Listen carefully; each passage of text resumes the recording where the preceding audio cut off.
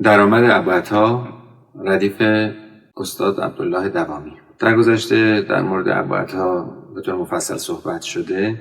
می‌دونیم که ابوعطا یا دستان العرب یا دستان عرب یا سارنج در ارتباط هست با موسیقی عربی و مخصوصا گوشه حجازش که از گوشه مهم ابوعطا به شمار میره به موسیقی عربی ارتباط داره.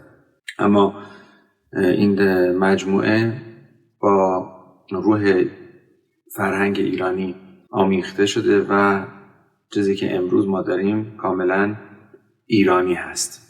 ابوعطایی که در این مجموعه خواهیم نواخت ابوعطای لاکورون که در اصل ایست موقتش لاکورونه و شاهد اون رو در برخی از گوشه ها میتونیم نوت دو در نظر بگیریم. به ابوعطای دو هم نامیده میشه ولی بیشتر به ابوعطای لاکورون معروف هست.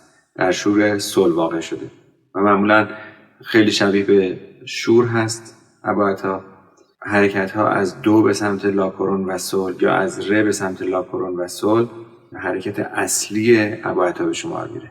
گوشه هایی که در ابوعطا میتونیم به عنوان شاه گوشه در نظر بگیریم جز درآمد گوشه سیخی هست که در این ردیف نیومده و شاهدش نوت دوه و گوشه حجاز که شاهدش نوت ره هست و اوج که معمولا در دشتی و بیات کرد هم کاربرد داره. دانگ‌هایی که در این ردیف در کل ابوعطا دیده میشن یکی دانگ ره میکرون فا سل دانگ شور هست، سه رو پرده سه رو پرده یک پرده که همون دانگ خارای شور ما به حساب میاد.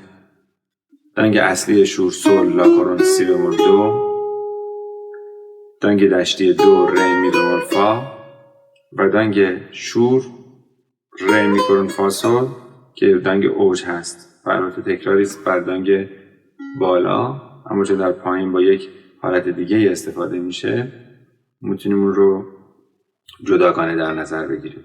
در درآمد ابوعطا دانگ‌هایی که استفاده شدن ره میکرون فا سل سل لاکورون سی بمول دو و دو ره می بمول فا هست.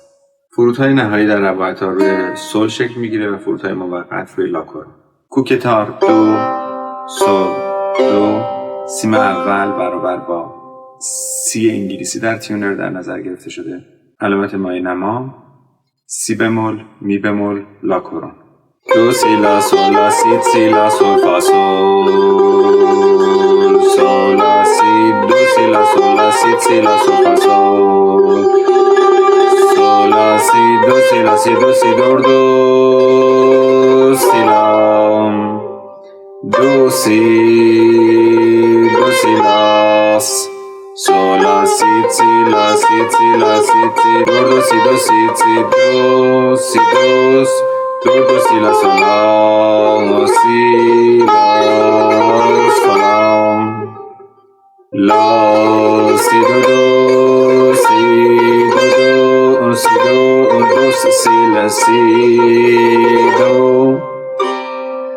دو سی دو سی لا لا سی لا سی دور دوس لا سی لام ره ره دو سی دور سی دور دور دور ره سی دو سی لا دو لا سی دور دوس لا سل لا سی لا سی دور دو سی لا سلام لا سل لا سی دور دو سی دور رم رم دو سی لا سی دور دو سی لا سلام دو سی لا سل لا سی دو سی دور دور دو دو سی لا سل سلام سی لا لا سی دو لا سی سلام لا سی لا سل سل ابتدا با تحریر ابوعطا شروع میکنیم.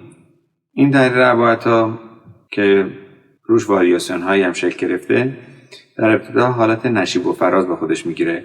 دو سی لا سل لا سی لا سل فا سول و فا رو میتونیم از سیم زرد بیاریم. راست چپ راست چپ راست چپ راست چپ راست و سی اشاره به دو داشت. این مجموعه یه دونه سول لا سی بهش اضافه میشه. سول لا سی، دوباره دو سی لا سول لا سی سی لا سول فا سول. حالا میخواد کمی پایین تر بیاد. سول لا سی اولو داریم، بعدش میشه دو سی لا سی دو سی دو دو. اینجا یک یک حرکت میکنیم به سمت جلو. راست چپ راست چپ راست چپ راست راست. دو اشاره به ری داره. دو سی لا. بعد یه پنجه کاری داریم روی دو سی. انگار دو رو میزنیم بعد میکنیم و بعد ریز میریم رو سی. دو سی لاس. راست چپ راست که لا کورون به سول اشاره داره. راست چپ راست. سول لا سی سی. اینجا تحریر رامکلی هست. سول لا سی سی لا سی سی لا سی سی. سول و لا کورون نسیم زرد آوردیم. دو سی سی دو. دوباره باز تحریر ابوعطا. سی دو سی لا سول لا. دوم میاد روی لا کورون. راست راست راست چپ راست چپ راست راست. اینا باز تحریر ابوعطا هستن. لا سی لا سول لا. ایست روی نوت لا کورون رو میبینیم. شعر شروع میشه. بیت اول از حافظ هست، بیت دوم از کمال خجندی هست که معمولاً بر اساس شعرهای حافظ شعرهایی رو سروده. بر همون وزن هم البته هستن هر دو. مفتعلون فاعلات و مفتعلون فع. بحر منصرح مسمن متوای منهور. لا سی دو دو سی دو دو سی دو دو سی لسی دو. لخت دوم میگه دو سی لا لا سی لا سی. اینجا یک میم جلو.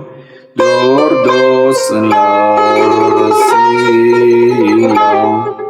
ایست باز روی لا کورون شکل میگیره. یه حرکتی به سمت حجاز میکنیم، نه اینکه بخوایم حجاز رو معرفی کنیم، فقط یک اشاره بهش میشه. ره دو سی دور سی دور دور ره دو سی. و بعد میام از دو دوباره. دو سی لا دو لا سی دور دو لا. تحریر ابوعطا شکل میگیره. لا سول لا سی سی. راست چپ راست راست چپ. اشاره سی به دو هم داریم. لا سی دور دو. راست چپ راست چپ. سی لا سول لا. سول لا سیم زرد میاریم. راست چپ راست راست. این توسعه پیدا میکنه به سمت ره میره. لا سول لا سی سی لا سی دور دو. اینجا لا به سی یک بود. سول هم که سیم زرد. راست چپ راست راست چپ راست چپ راست چپ. سی دو رم ره. یه پله دیگه میاد پایین تر. راست چپ راست چپ. اینا تحریر عدل هم هستن. سی دو رم دو سی لا سی. لا کورون نسیم زرد میاریم. راست چپ راست راست. و بعد از لا کورون نسیم زرد میگیم لا سی دو سی لا سول لا. سول نسیم زرد میاد. راست راست راست چپ راست چپ راست ریز. تحریر ابوعطا باز ادامه پیدا میکنه. میگه دو سی لا سول راست چپ راست راست. لا سی دو سی دور. شبیه نشیب و فراز هم عمل کرد. بعدش تحریر نشیب رو داریم. دور سی سی لا لا سول سول لا که میتونیم با تیریل همون رو اجرا کنیم. و جمله فرود سی سی لا لا سی. یک میاد روی لا کورون. دو لا سی سول لا. راست چپ راست راست راست. لا سی سی لا سول سول. دوم میاد رو سول. راست راست چپ راست چپ راست راست. آخری هم تحریر ابوعطا است و روی سول ایست میکنیم.